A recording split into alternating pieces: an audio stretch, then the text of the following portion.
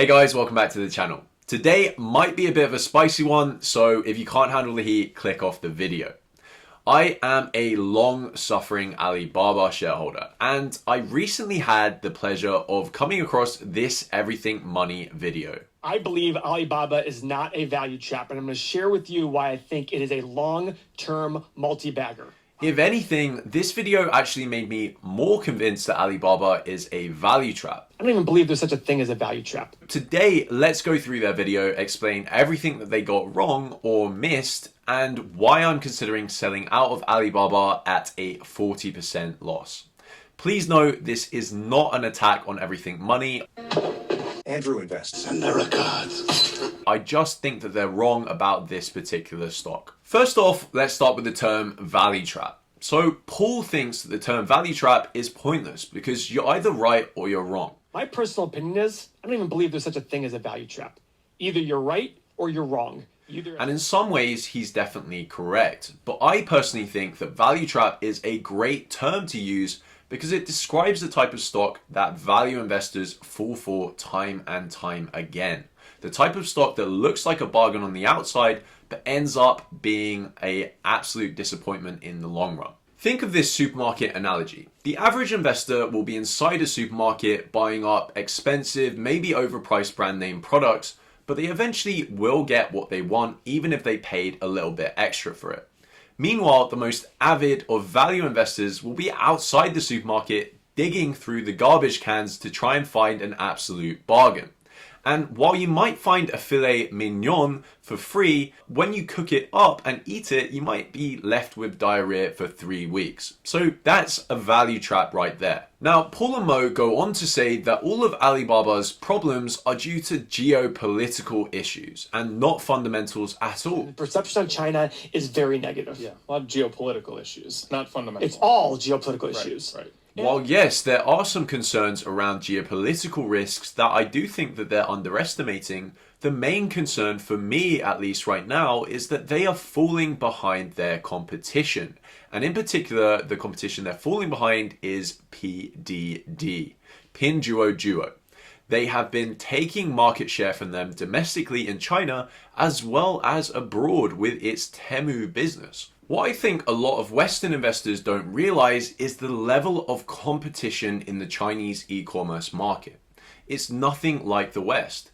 In the West, we only really have Amazon with a 50% market share, and then secondly, eBay with only a 6% market share.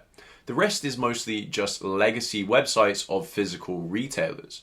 So in China, you have Alibaba with around a 50% market share, which means people think that it's similar to Amazon, but in reality, its competition like JD.com or PDD both have market shares of 15%, and the rest is composed of up-and-coming new e-commerce sites like TikTok selling stuff directly to consumers. It's far more competitive and it's way easier for Alibaba to lose market share than Amazon. Paul and Mo go on to ask each other if they have faith in China in the long term. Do you believe in China long term? Mo, do you believe in China long term? Yes. I do too. And sure, you might have faith in China economically, but that doesn't mean that every single Chinese stock is going to do well. I have faith in America's economy, but I don't think that every American stock is going to do well. If I want to just bet on the American economy alone, I would invest into S&P 500 ETFs. And the same goes for China. If I wanted to invest into the Chinese economy doing well, I'd invest into a Chinese ETF, maybe something like KWEB, a Chinese tech ETF. The late Charlie Munger famously said in the year before he passed away that Alibaba was one of the worst ever investment mistakes that he made. And Paul and Mo talk about it in their video, in fairness, but they completely misunderstand what he was trying to say. Yes. Charlie Munger considered his biggest mistake in investing. Doesn't mean that he thought he should, because his company still owns the shares. He thought it was more of a tech play than a retail play. He basically misinterpreted what the company is. That's what he said. Yeah. Paul and Mo seem to think that the reason that Charlie Munger sold out of Alibaba was that he mistakenly thought that it was a tech company, but it's in reality a retail company, and he doesn't like retail companies. Well, that's simply not true in my opinion. If you go on to read the full quote of what he said, he mentioned that Alibaba is in an extremely competitive industry. He thought that they effectively owned a monopoly over the Chinese e-commerce market, like Amazon does in the West, but it's not actually the case. The internet is extremely competitive and not everyone will succeed from it. And that's why he sold half of his position off at a huge loss. They go through Alibaba's revenue and income statements and show that the revenue growth has slowed down significantly to basically zero or flat over the last few years since 2020. Yes, they don't have the growth they used to have right now. 71 billion, 100 billion, 120, 121. This is the year ending March of 2023. But they're still growing. They're still growing. And don't forget, they had like that COVID zero policy, which decimated their business. Yes, COVID zero did not help out. Their explanation is, of course, the COVID lockdowns. And yes, that may have played some part, but Chinese GDP growth is still growing at a pretty decent rate. It's estimated to be over 5% in 2023, for example. So how is the revenue at Alibaba and its competitor JD.com pretty much flat? Well, the answer lies in if you look at the revenue growth of its competitor PDD. PDD's revenue growth since 2020 has been absolutely insane, and a huge amount of that growth has been done by taking market share from the older businesses JD.com and Alibaba. So that excuse holds no weight with me. If the lockdowns really were to blame for Alibaba's flat revenue, then how is PDD going through the roof? In addition to that, in the West, tech companies and e-commerce companies like Amazon had massive revenue boosts due to lockdowns because obviously if people can only sit at home, then they're going to be buying stuff online and have a lot more online activity. So that excuse for Alibaba's flat revenue holds no water with me whatsoever. The reality is that competition is what has caused their revenue to flatline.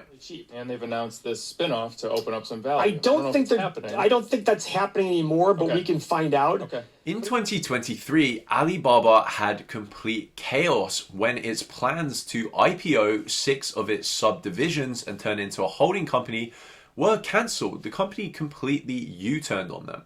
Mo here seems to be under the impression that that was still going ahead, although Paul later corrects him.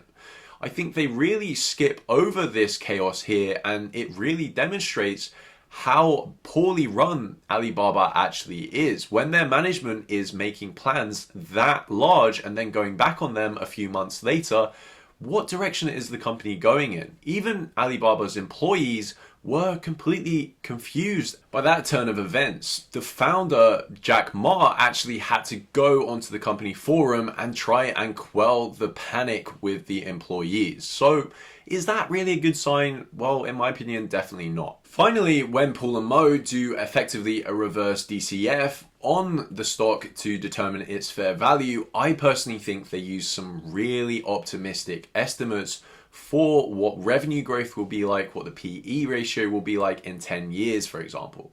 3, 5, and 7. I'm gonna go super low. Good. I went 5, 8, 11, so this is good. We have Actually 3, 6, and 9. Because I still think 6 is pretty low. Profit margin. I did 15, 19, and 23. I did the same. PE, I put 16, 18, and 20. I put the same numbers. I could actually go higher if they sustain being that go-to business for China. Okay. Even in their lowest growth estimates, they're giving Alibaba a 3% growth rate over the next 10 years. Personally, I would actually put that lowest estimate at something like a -2%. I personally think that their market share will shrink as they are engulfed in all of this chaos and their smaller, nimbler competitors like PDD eats into their market share.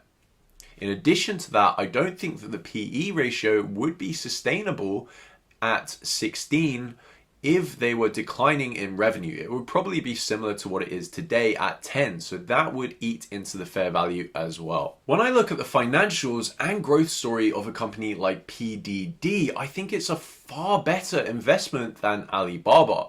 PDD has a forward price to earnings ratio of only 20. It has accelerating revenue growth. It has a very strong international business in Temu, which Alibaba doesn't have, as well as its strong domestic business.